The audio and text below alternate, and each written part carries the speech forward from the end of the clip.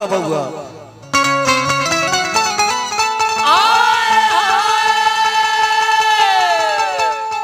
जन्म अगर उत्सव है अनिल बाबू, जन्म अगर उत्सव है तो मृत्यु महोत्सव है। एक खातिर कहे के बाद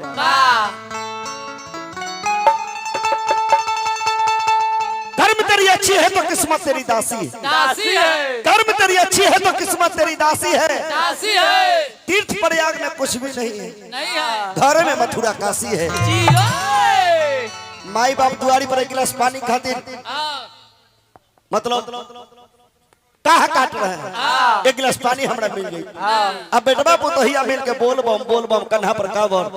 बुक्चा में पानी लेके वो भगवान शिव के लिंग पर जाके जल ढारता लो। ये कहा जिस परिवार में माता पिता हंसते नहीं उस परिवार में कोई देवी देवता बसते नहीं, और जिस परिवार में माता पिता हंसते हैं उसी परिवार में देवी देवता भी बसते हैं। देवी देवता का पूजल मार ना स्नातन धर्म विश्वास के धर्म पूजल पूजिए, लेकिन कब देवी देवता के पूजला में धूप अगरबत्ती मिठाई लागी, लेकिन माता पिता गुरु के पूजे में मिठाई अगरबत्ती की जरूरी ना। बेटा अगर प्रेम से जाके बाबूजी कहे बाबूजी भोजन बन गई, बारू भोजन कली पुतहिया जाई सास के ए आमा जी एक कप चाय रहुआ पी ली। गार्जियन कहे कि जाए दो धन ना हा, लेकिन बेटा पुतो हमर बड़ा संस्कार। चावल दाल पापड़ दनौड़ी तिलौड़ी फुलौड़ी कचौड़ी बना के 4 चम्मच घी 1 कटोरा दही दे दो। अब पुतहिया माथा पर साड़ी उतार के दिन खाए बे ले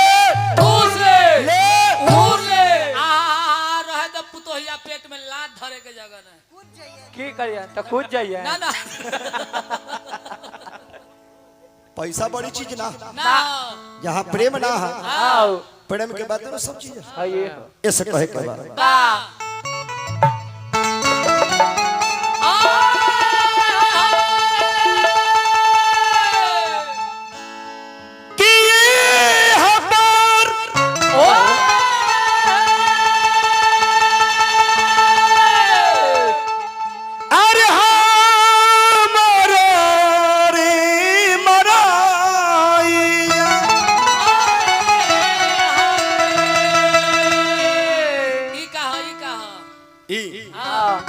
मित्राम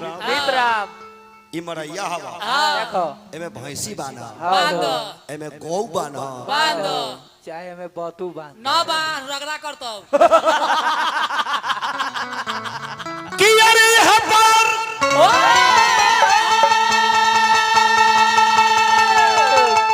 अरे हमरो मरैया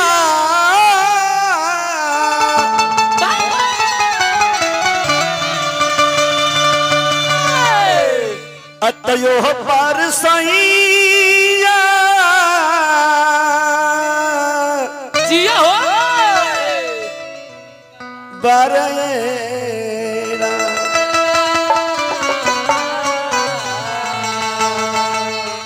आ रही है बिचबा में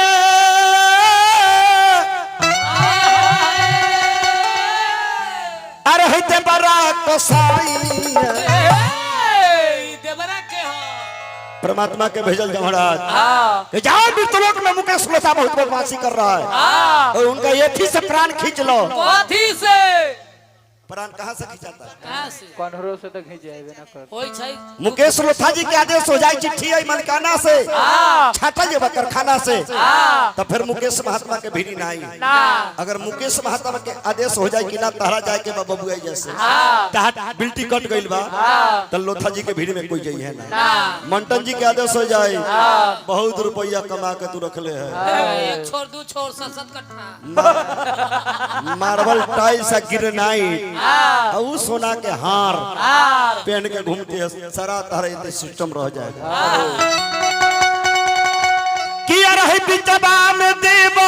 रकसैया अरे बिचबा में देव रकसैया अतः पकड़ ले कलाई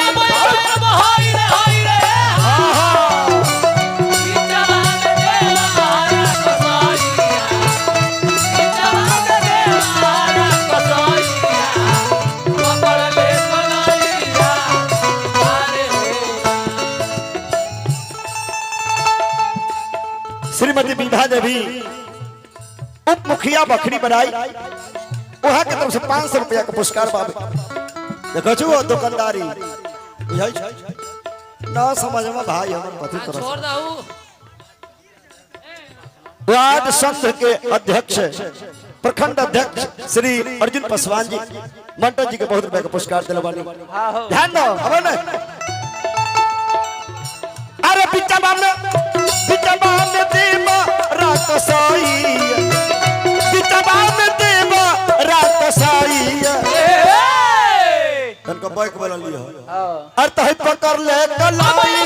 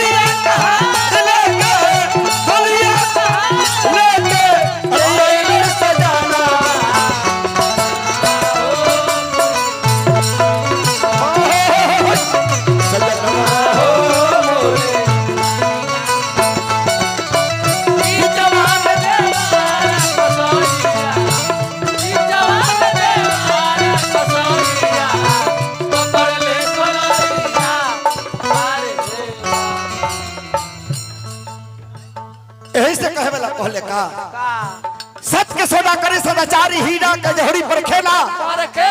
साहिब के सत ज्ञान मिली तो सत के सारी सोभेला सारी का हो ये पहने वाला ये पचरंगी शरीरी हो ये सारी हो बबुआ हो अरे कोई नहीं हम अरे पवना कमैया अरे कमैया कमैया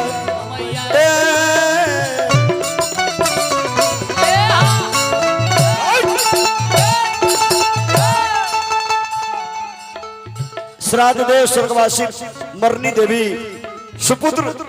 आदरणीय माननीय सम्मानित गृहपति गार्जियन बाबू प्रदीप राय जी एने वाले उप मुखिया साहब अरे कोई नहीं हम अरे है कौन अरे कमैया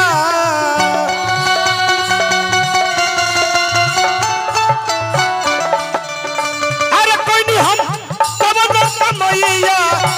तो बिगड़ल समैया पर हो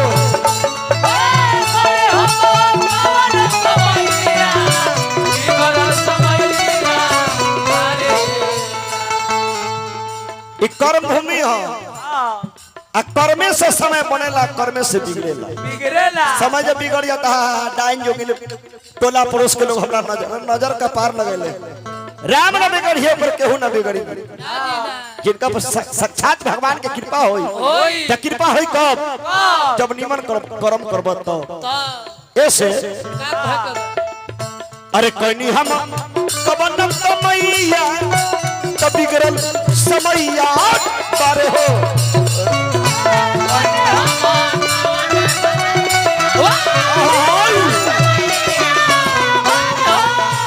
ए भैया चली नाही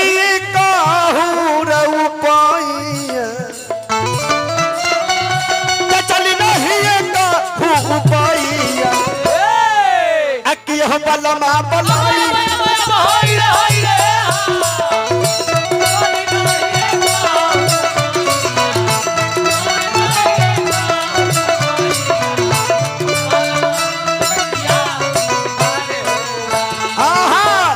कंकर चूड़ी चूड़ी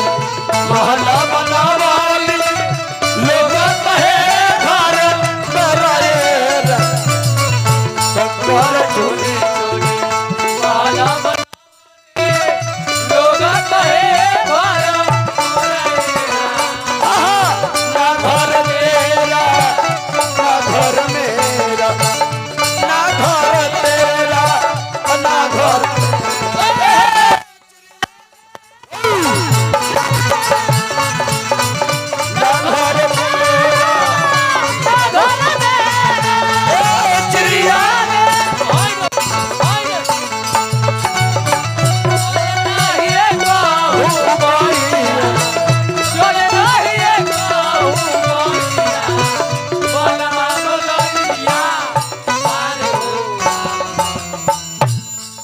बल्ली सोहनी जी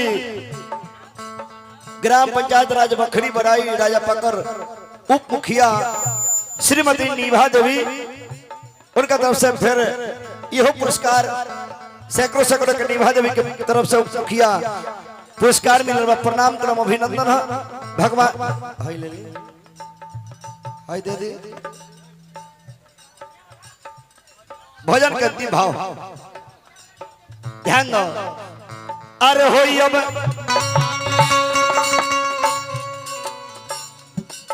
अरे कब ना मिलन अरे मिलन अरे मिलनवा हो रहा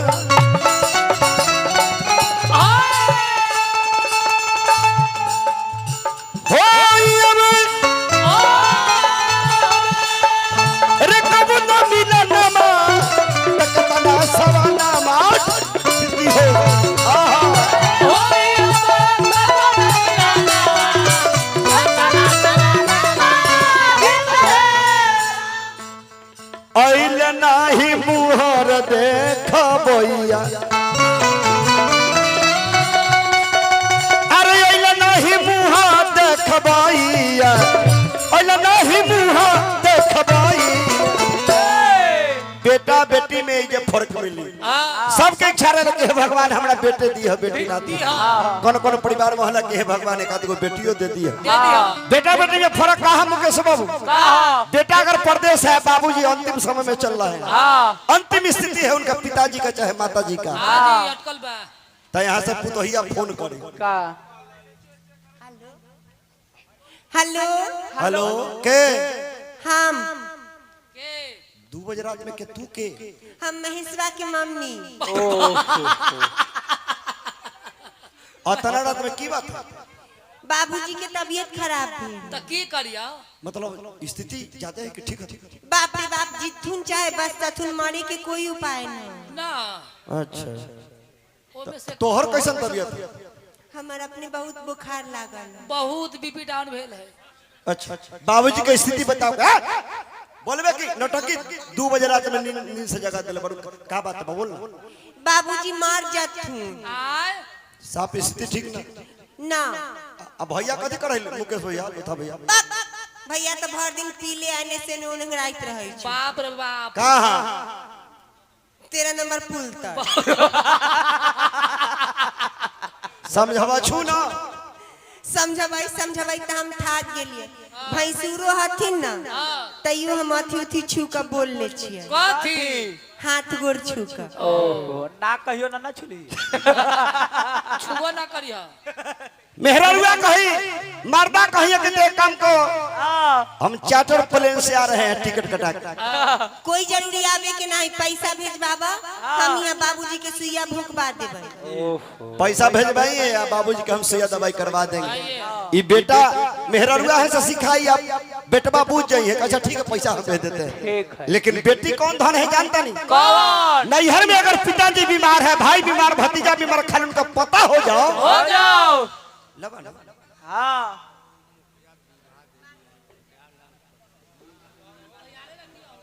तो बोले के चाहिए चली उप मुखिया श्रीमती विभा देवी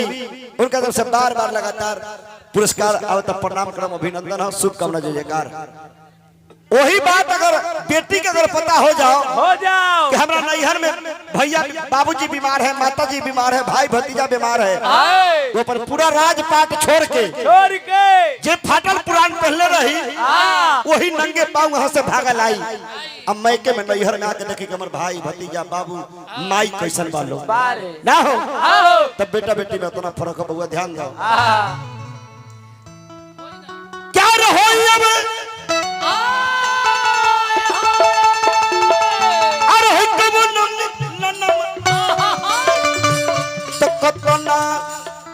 अरे सवानवा अरे बीती हो कि अरे नहीं मुहर देखबो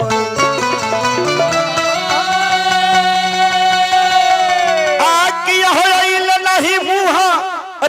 देखबैया अरे अइले नाही मुहार देखबैया नौधा लगे बबुआ अरे तहे बोलमा बोलैया बलमा बोलैया बलमा बोलैया पर हो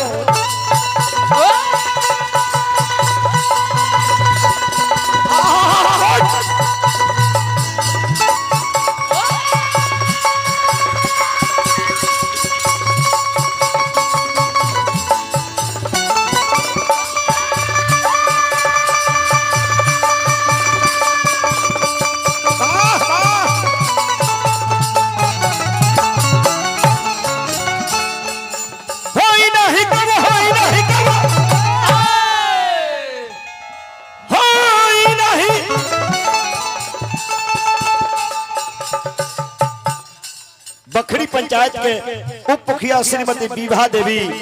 उनका तरफ से सैकड़ों सैकड़ों रुपया पुरस्कार मिलल बा। उप मुखिया विभा देवी प्रणाम करम अभिनंदन हम अरे होयम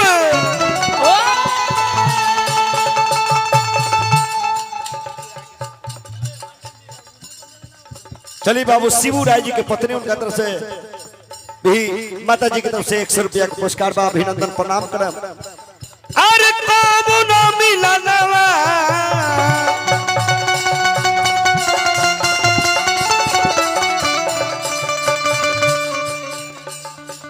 तो कतना सवानवा